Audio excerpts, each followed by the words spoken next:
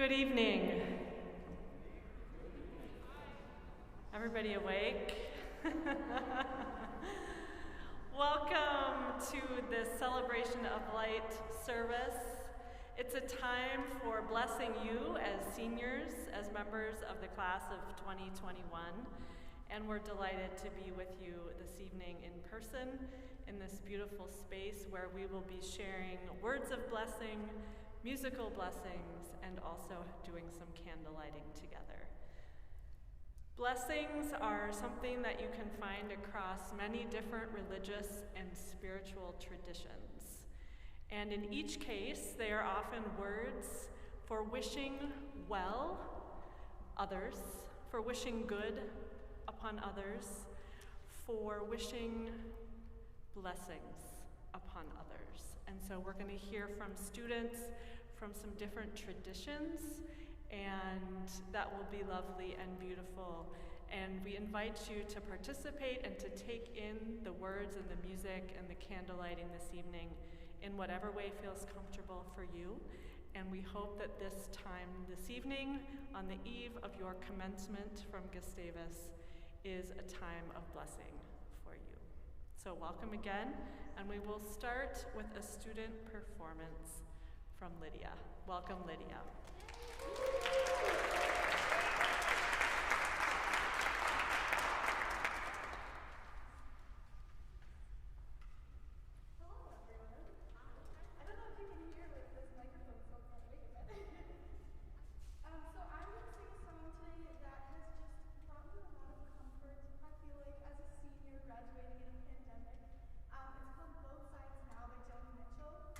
And I feel like just as I've been reflecting on my time at Gustavus and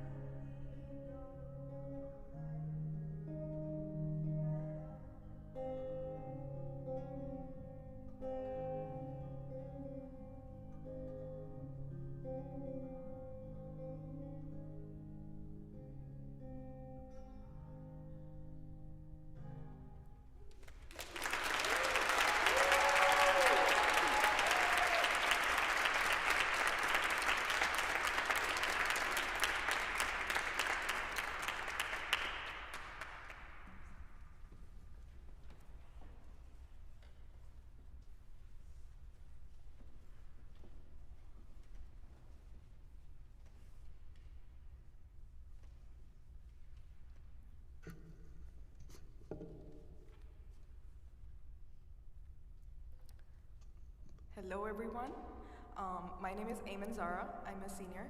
I'm going to start off with a blessing for everyone, and it's according to Islamic tradition. So when we greet someone, we say Assalamu alaikum, that means peace and well wishes for you all. So 2 weeks ago, when Dr. Boyda asked me what your favorite memory was at Gustavus, I panicked because I didn't really want to pick one thing. I've had 4 years here as an international student. This has been my home. And today I was sitting and I realized what my favorite moment was. Today is coincidentally Eid, which is like Christmas for Muslims. When I came here in September in 2017, it was also Eid. And as I leave here, tonight it is also Eid. Sitting in the front row over there are 3 of my best friends, Chelsea, Charlotte, and Alicia. And Charlotte I met at Eid in 2017 in September. And it was my first time away from home, and I mentioned to her that it was Eid, and in co-ed, in a study lounge, we had Domino's pizza, 3 pizzas for a lot of people. And yeah, and that was how it started. And today I sat with Chelsea and Alicia in an empty Southwest apartment, and we had sushi and Dunkin' Donuts. And that is never how Eid is celebrated, but I would never trade these moments for anything else. So more than anything, just thank you to everyone here, really. You're all really familiar faces. And yeah, thank you for being my family away from home. And one last time, I'm gonna say Assalamu alaikum. That means well wishes to all of you and good luck tomorrow.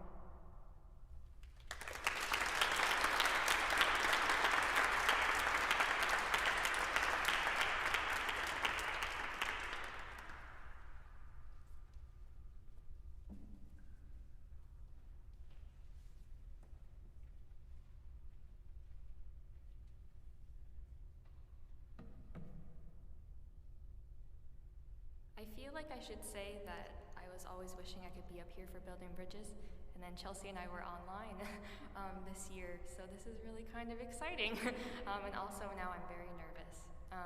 Yeah, so hi everyone, I'm Amanda Braun. Many of you probably know me as Mandy.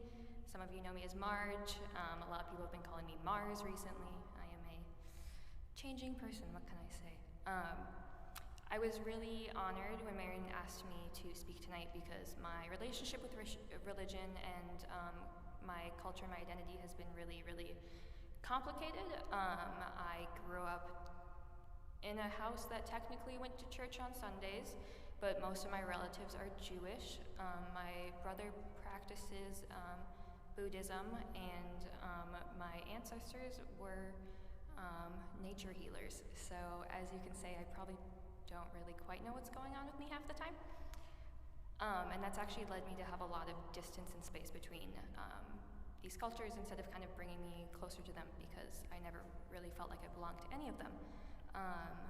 So I just wanted to say that that was like really, really nice to be considered for this. So like what Eamon had said before me, I have a lot of like little snippets of memories that I've thought about, and this question felt a lot larger than one that I could answer. I remember like those nighttime trips training down the hill. I remember rushing to get slushies at 10:55 in the CAF. I remember like the smell of flowers when you walked just the right way through the ARB. I'm an Enneagram 4, so I've always been dramatic like this. My apologies. But there's one thing that was just super formative for me, and it happened in the last week. And if you've seen me on Facebook or overheard in particular, you're going to hear about this again, because I've posted about it a few times. So as one of the students that was largely involved in the demonstrations last week, we were originally just planning for it to be a protest at 10 on Thursday in front of the administration building. And when 150 people showed up, we were like, what do? We don't just like send them away after 15 minutes. So we all decided to sit and stay.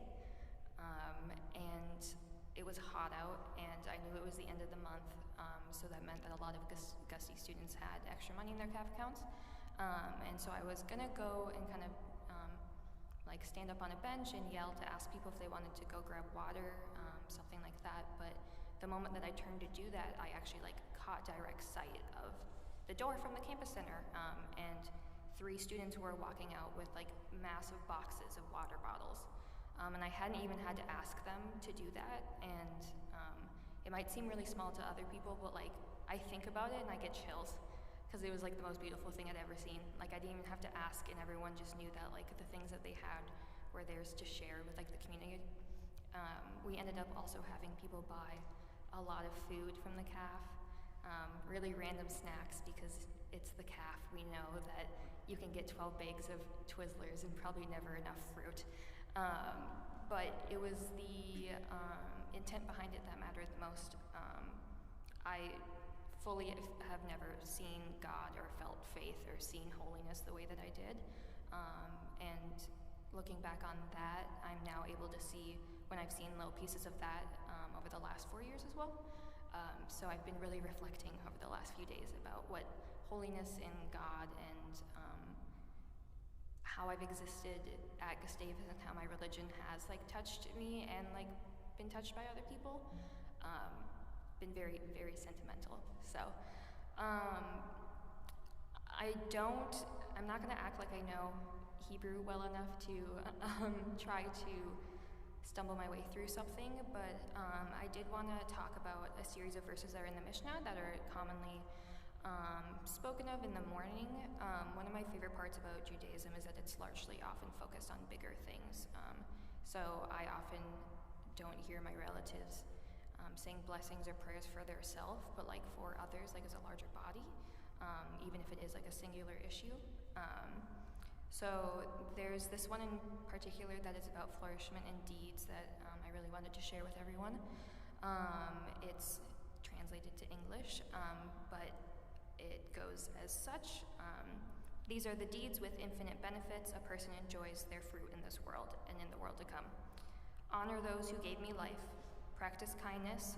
Learn constantly. Invite others into my home. Be there when others need me. Celebrate all of life's sacred moments. Support others during times of loss. Pray with intention. Forgive those who hurt me and seek forgiveness where I have others. Commit to constant growth. And I guess I just wanted to say that may we all commit ourselves to constant growth in our own lives, and may we continue to nurture this growth in those around us. Thank you.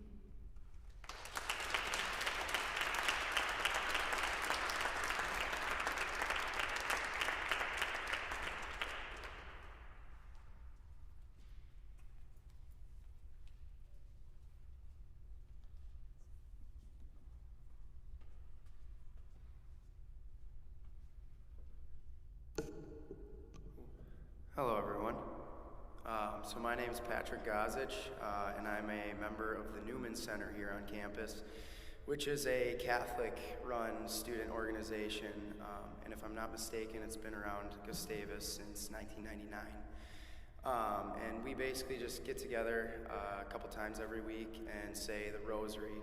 And I'm not going to say the rosary tonight because that takes about 20 minutes, so I think everyone would probably yawn a few times in the middle of that. But I will lead us in a little prayer called the St. Michael prayer, and it's generally said at the end of Mass or at the end of rosaries, and it's kind of like a going out prayer to finish, like the Mass or whatever.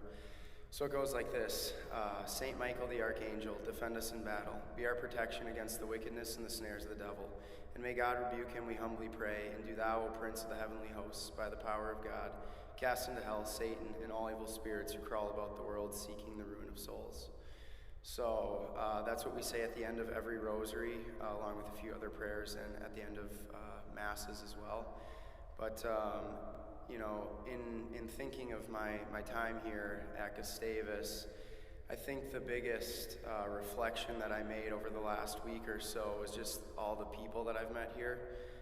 We have such a good student body, so many nice people, and I feel like I've gotten a lot closer in my faith with God through a lot of the people on campus.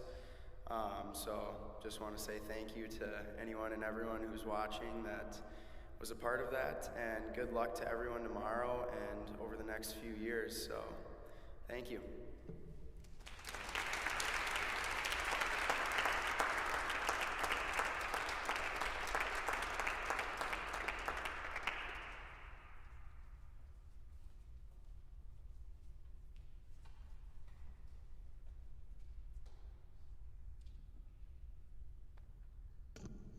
Hello? So this is where the party's at tonight, huh? Well, I just wanted to say thank you everyone for being here today, and I just wanted to first thank the chaplain's office and Miriam Brodem for reaching out to me and for making this event like today possible. I honestly don't know what I'm going to be talking about tonight, but that's simply because I have 3 other amazing speakers among me and a room full of more. So I thought maybe I'd share a little bit of a part of me and hopefully be able to connect with you all, whether it being emotionally, spiritually, mentally, or any other possible way. So as my Facebook and LinkedIn profile says, I am a Hmong American first generation and first graduate as of approximately 10:30 tomorrow morning.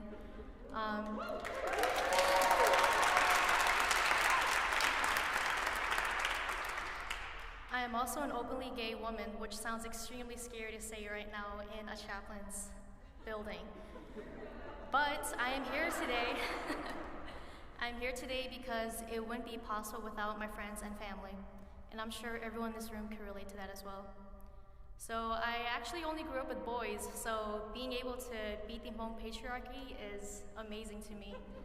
So let's go girls, right?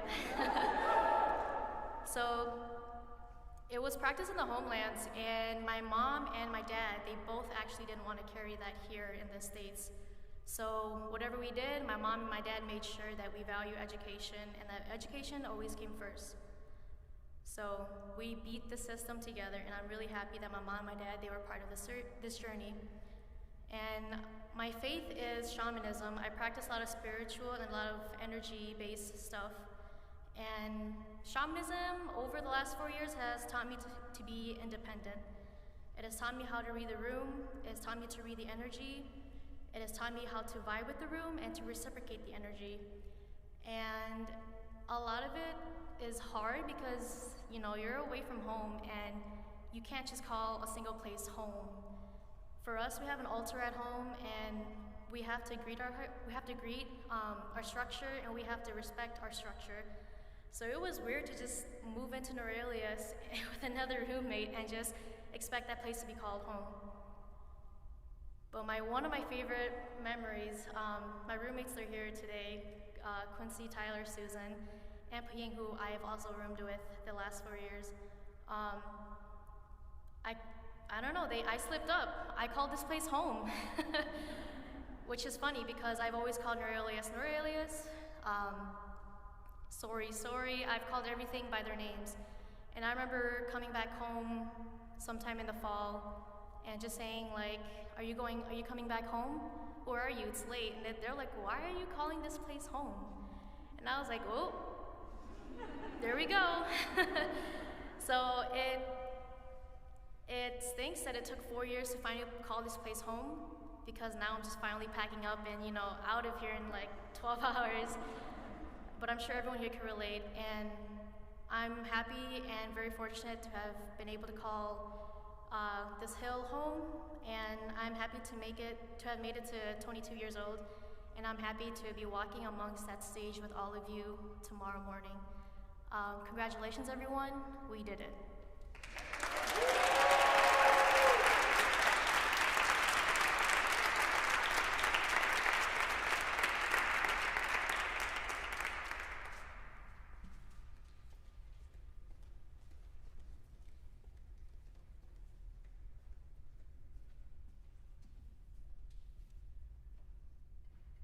Friends, I am not Ingrid Kubiza, but she is on her way. She is not here yet. She's coming back from the city. So what we're going to do is transition into a time of individual blessings. So myself, Siri, and Marian Broida will be up front, and some lovely music will be playing. And if you are comfortable and would like to receive a blessing from one of us, you can walk forward and form a line, and we will send you with words of blessing as we continue tonight. But know, if this practice is not for you, that you are welcome to just remain in your seats and listen to the music as well.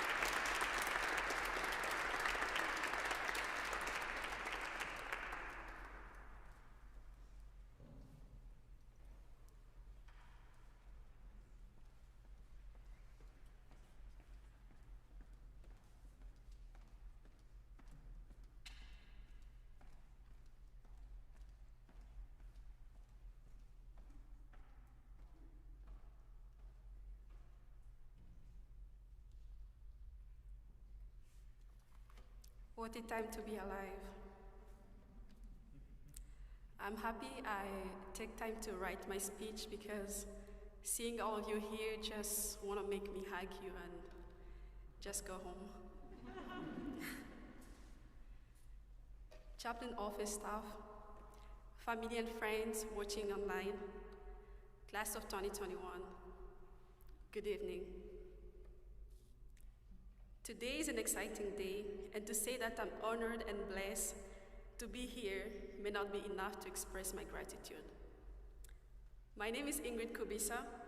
I was born and raised in the heartland of Africa, in a beautiful country called the Democratic Republic of the Congo, which I recommend all of you to visit one day. When I was thinking about what I'm going to say today, I thought it would be good to take a step back and reflect on the classic, why Gustavus?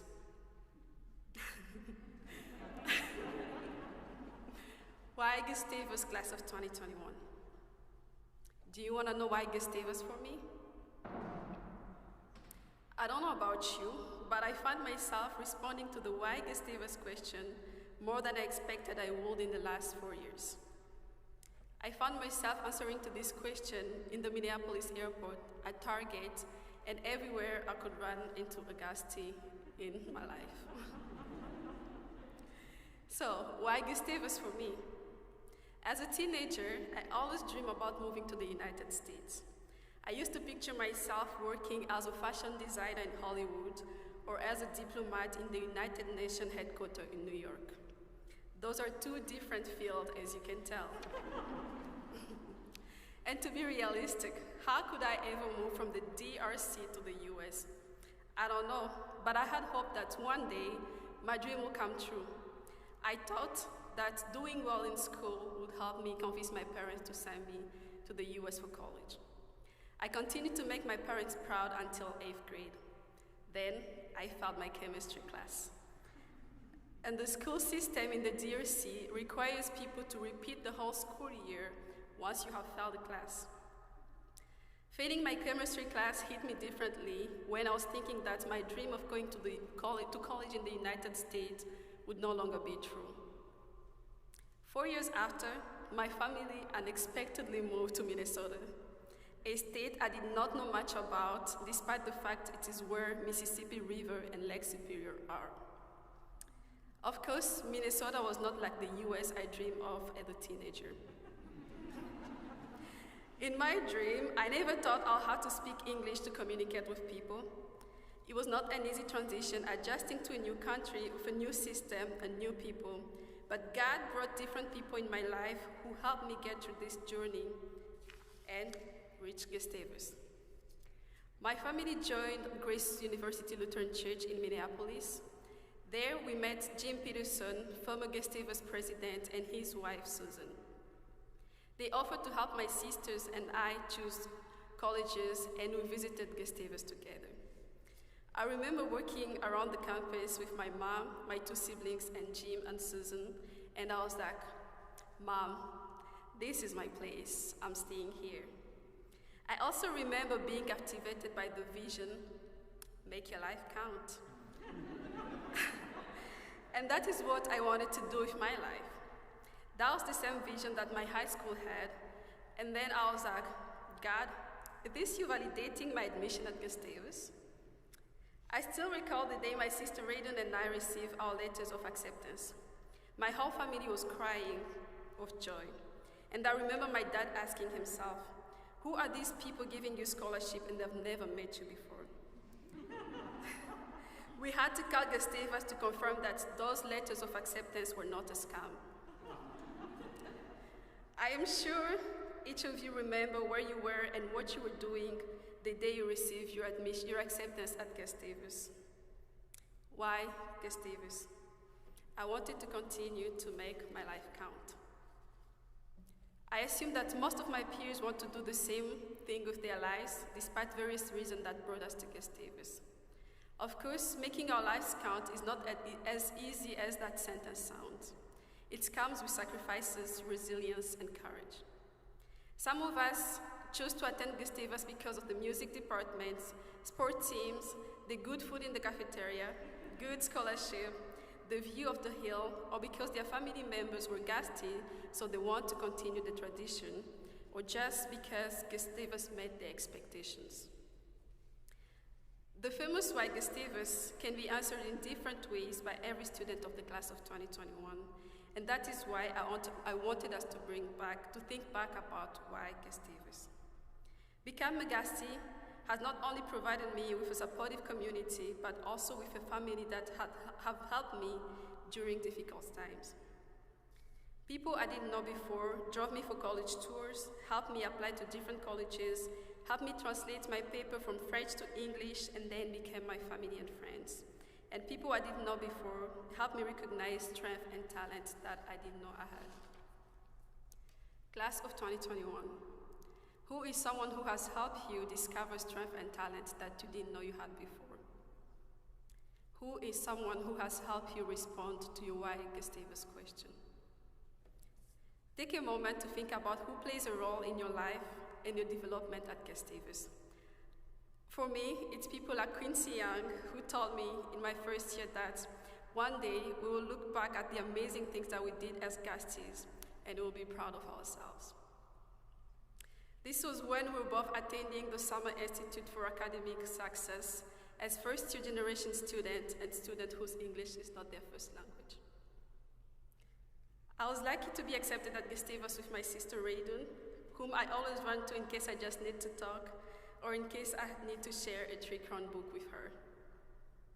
Gustavus has not only provided me with supportive community, but also with a family, and Gustavus has introduced to me people like my first-year roommates, Lydian Mas and Darby Rose, who were there to proofread my papers and translate them from French to English. My orientation group, who have been my classmates in the past 4 years in the 3-crown classes. People like Mandy Brown, who are willing to teach me everything about gender identity that I didn't know before. People like Hewitt Sugebo, who are willing to fight for social justice.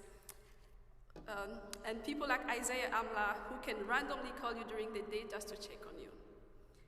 We also ended up becoming proud Gasties because of people like Tyra Banks, who will always make you laugh even when you don't want to laugh.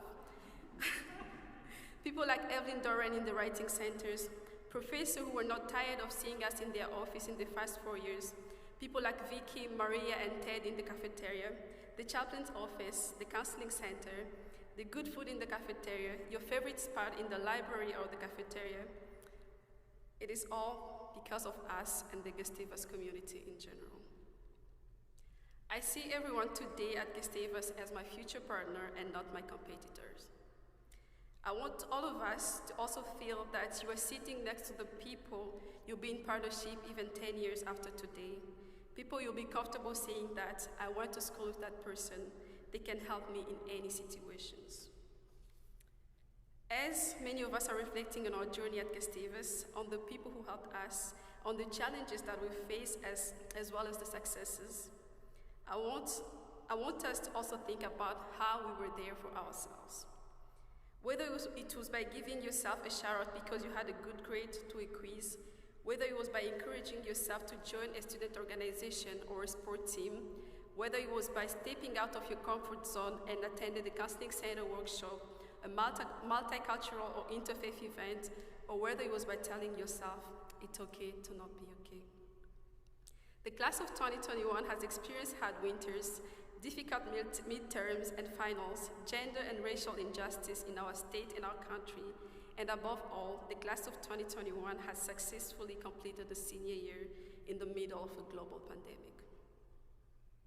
Which is why I think we should add that into our resume. We did it. Despite all, we did not give up. We made it through, and we can be proud of ourselves and our accomplishments. Now that we know why Gustavus, who Gustavus, let's think about how Gustavus. How did we bring what we have learned at Gustavus to the outside world? Today is the beginning of a new journey. Now we have to put into practice what we have learned. We may be in the middle of the pandemic, but I'm confident that Gustavus has equipped us well to be able to overcome all the challenges that we may face, as well as the difficult times. Leaving Gustavus may be exciting and scary at the same time, but I encourage all of us to remember that our life is not a straight line. We will face even more challenges than the one we faced at Gustavus. Maybe you've been accepted to a graduate school, maybe you've been offered a job, maybe you've been rejected to a graduate school, maybe you don't know what's next after tomorrow, but despite your plan after Gustavus, your life will still count. Celebrate all the people and the things that have helped you make it through this day, and above all, celebrate yourself. Tell yourself, I did it. We made it. Think about why Gustavus, who Gustavus, and how Gustavus. We are proud of leaving Gustavus on the right path where everybody is eager to embrace diversity, inclusion, and equity, and we hope that the future Gasti will be able to find all the support they need to feel that they belong to the Gustavus community the way we did. So, let me leave you with the blessing that one of my favorite professors, Phil Bryant, gives at the end of every class. Stay strong, stay healthy, stay Gasties, because Gasties will always shine. Congratulations, class of 2021.